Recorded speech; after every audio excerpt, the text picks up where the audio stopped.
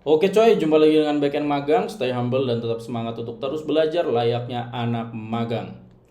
Dan ya seperti biasa, sebelum kita mulai videonya, saya ucapin terima kasih dulu buat teman-teman semua yang udah support Backend Magang sejauh ini dengan subscribe, like, dan share.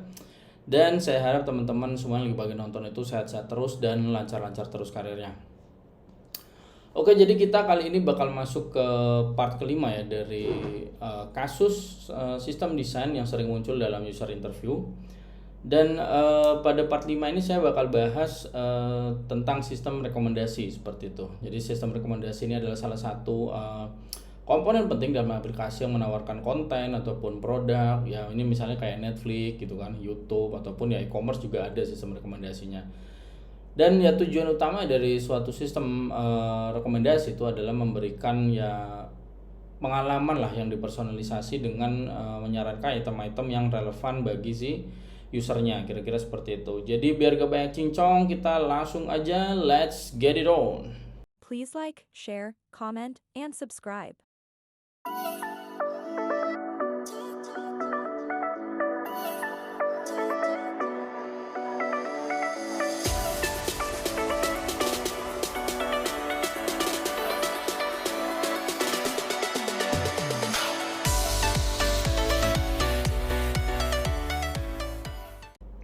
Nah, kalau teman-teman itu dihadapkan sama kasus sistem desain tentang sistem rekomendasi. Nah, teman-teman itu bisa approach dengan dimulai dari pemilihan algoritma, terus penyimpanan datanya, terus personalisasi real time, terus skalabilitas. Saya rasa sih itu udah cukup sih bisa menjelaskan. Kira-kira seperti itu. Jadi kita langsung masuk aja ke yang pertama ya, pemilihan algoritma. Oke, jadi buat pemilihan algoritma itu sebenarnya secara umum tuh ada dua yang dipakai ya. Ada collaborative filtering atau CF disingkatnya. Ada juga content based filtering atau biasa disingkat CBF. Nah, kalau collaborative filtering tuh kayak mana, Bang? Jadi kalau yang udah tahu ya udahlah ya, kalau yang belum kita belajar. Kalau collaborative filtering itu intinya dia merekomendasikan item berdasarkan kesamaan preferensi antar si user gitu ataupun kemiripan pola perilaku itu. Jadi ada dua jenis utama ya, ada user based CF. Jadi itu maksudnya apa? Kalau user based CF itu kalau kedua pengguna itu punya similarity lah dari kesukaannya gitu di waktu-waktu yang udah lewat gitu. Dan mereka ini mungkin aja akan menyukai item yang sama di waktu-waktu ke depan seperti itu. Ada juga item based CF. Item based CF ini berarti kalau ada dua item yang sering di like gitu, sering disukai sama user-user yang sama gitu kan. Nah, item tersebut tuh bisa kita anggap mirip seperti itu. Jadi kalau analoginya tuh kira-kira misalnya kita pergi ke restoran tuh ya, terus kita ngelihat orang lain suka makanan yang sama dengan makanan kita itu kan, dan dia tuh pesen pesan menu lain lah gitu yang kita belum pernah coba. Nah, karena udah sering lihat dia mesen yang sama kayak kita bisa berasumsi seleranya sama ya, kita juga akan berasumsi kalau makanan yang tadi dia pesan itu kita bakal bisa suka juga seperti itu gitu kira-kira. Nah, untuk masalah ini penggunaan ya, jadi kita bisa gunakan approach untuk item based CF tadi kalau jumlah penggunanya tuh sangat besar gitu, udah gede banget, kita bisa pakai item based CF karena ini akan lebih scalable gitu kan.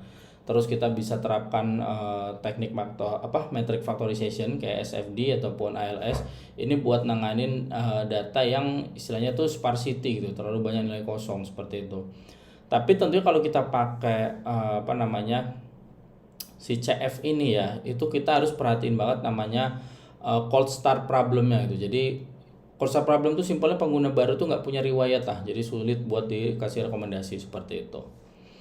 Nah, kalau approach yang kedua itu kita bisa pakai content based filtering atau CBF tadi itu, karena untuk CBF ini itu tadi kalau yang udah tahu ya udahlah ya, kalau yang belum kita belajar. Intinya CBF ini merekomendasikan item tuh berdasarkan kemiripan atribut. Misalnya kalau kita ngomong di Netflix gitu, misalnya yang film itu kan tuh ada genre, ada aktor, ada kategori dan lain-lain gitu kan. Nah, dengan istilahnya itu tuh bakal bisa disambungin lah, dikonekkan gitu dengan item yang udah disukai, udah di like gitu sama si pengguna gitu. Jadi kalau kita pakai analogi ya, misalnya teman-teman tuh suka film yang pemerannya tuh siapa gitu ya, misalnya pemerannya siapa sih pemeran film Anne Hathaway gitu. Anne Hathaway cantik ya.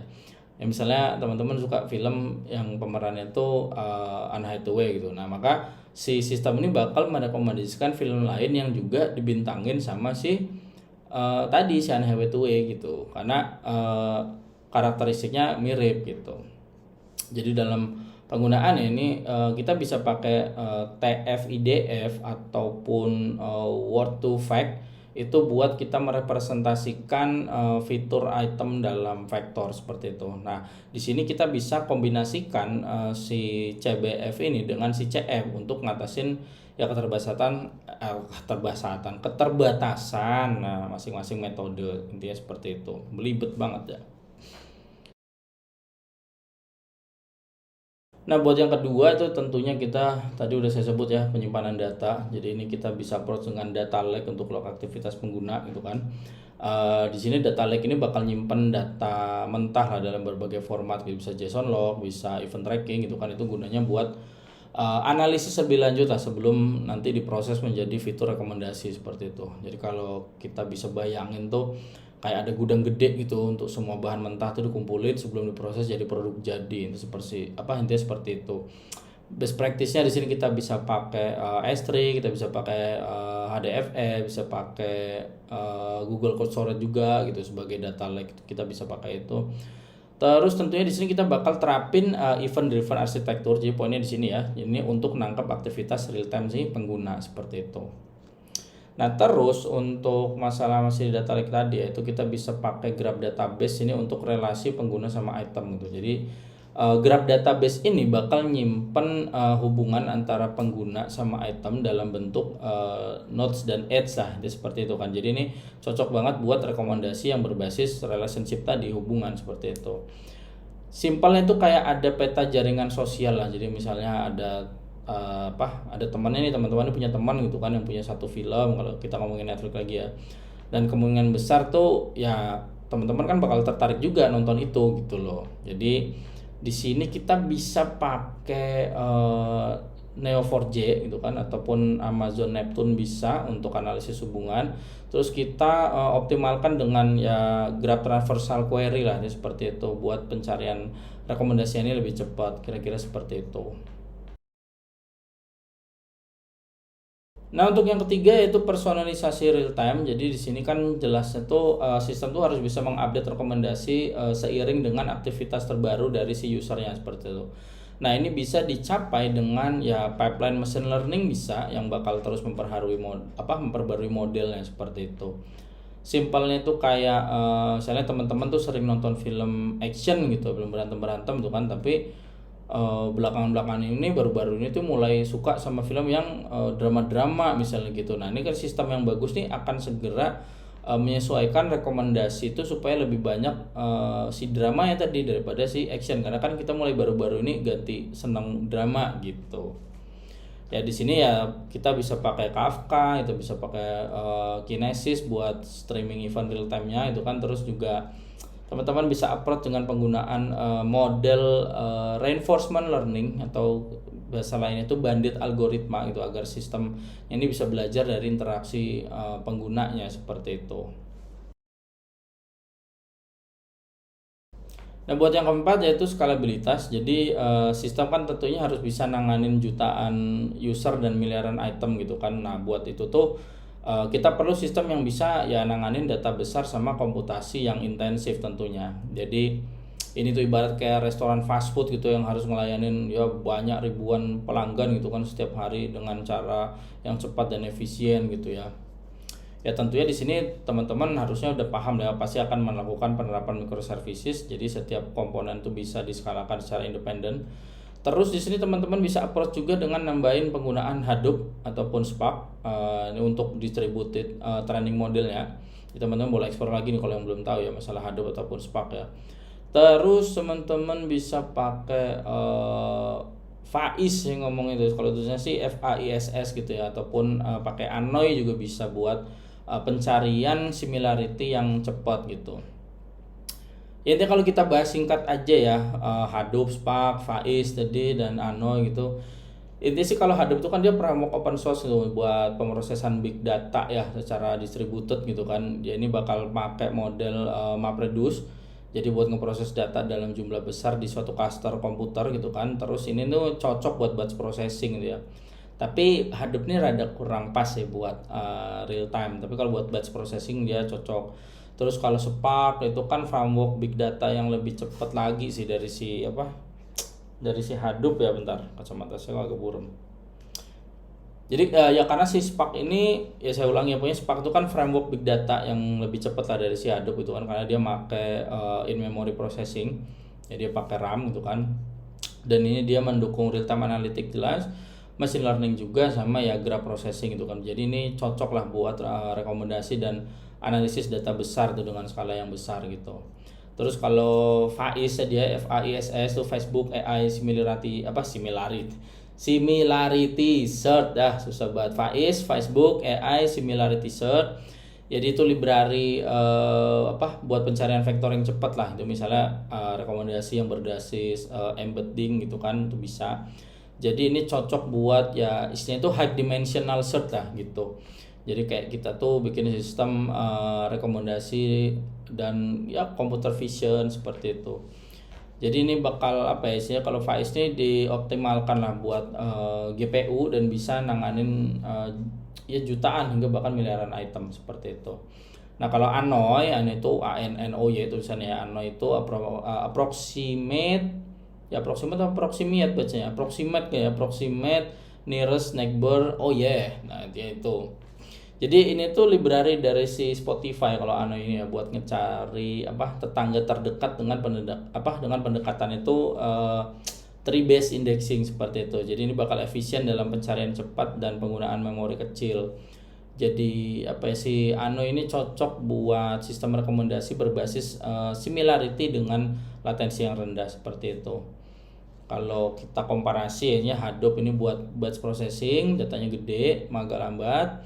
Spark ini buat real time processing, lebih cepat dari Hadoop. Terus kalau Faiz tadi pencarian vektor berbasis AI, cocok buat skala gede. Terus Ano ini pencarian neighbor yang cepat gitu, tetangga yang cepat, ringan juga, cocok buat rekomendasi yang real time seperti itu.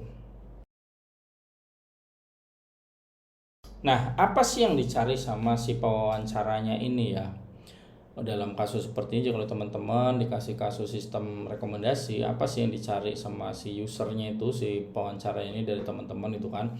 Nah yang pertama itu pastinya adalah trade off dalam algoritmanya gitu. Kayak misalnya tadi kita bahas CF sama CBF itu kan. Ya CF atau collaborative filtering itu bagus, tapi dia sering banget ngalamin yang namanya cold start problem. Bahkan ya hampir pasti lah akan terjadi cold start problem. Nah kalau CBF content based filtering itu bisa ngatasin cold start, tapi kurang bisa menemukan item di luar preferensi eksplisit pengguna. Poinnya di situ ya. Jadi solusinya gimana? Solusinya itu dalam trade-off algoritma ini tentunya kita bakal hybrid approach-nya gitu loh. Jadi kita gabungin antara CF dan CBF seperti itu. Ya kalau untuk cold start problem tadi kayaknya udah pada ngerti lah ya, tapi ya udahlah, kalau yang udah tahu ya udahlah ya, kalau yang belum tahu kita belajar di sini. Jadi kalau cold start problem tadi itu maksudnya apa? Itu tuh tantangan kita dalam sistem rekomendasi ketika nggak ada cukup data historis gitu loh buat ngasih rekomendasi yang akurat gitu. Jadi ini bisa terjadi pada skenario-skenario kayak misalnya ada cold start buat pengguna yang baru itu kan. Jadi kan pengguna baru mendaftar tuh kan sistem belum punya data tentang preferensi mereka kan, jadinya ya sulit ngasih rekomendasi yang relevan gitu kan. Terus cold start juga untuk item baru juga gitu kan. Jadi misalnya ada item baru nih, kalau kita tadi ngomonginnya contohnya Netflix gitu kan, misalnya ada film gitu yang baru, atau ya kalau produk gitu kan e-commerce ada produk baru gitu kan. Nah ini dia tuh item baru ini belum punya cukup interaksi sama si penggunanya, sama user gitu kan. Jadi ini juga bikin sulit dipromosikan dalam rekomendasi seperti itu. Terus ya tentunya ada juga cold start untuk sistem baru. Jadi sistem rekomendasi ini baru jadi terapin gitu kan. Ya jadi kan nggak ada cukup data pengguna gitu buat ngelatih model sih rekomendasi seperti itu.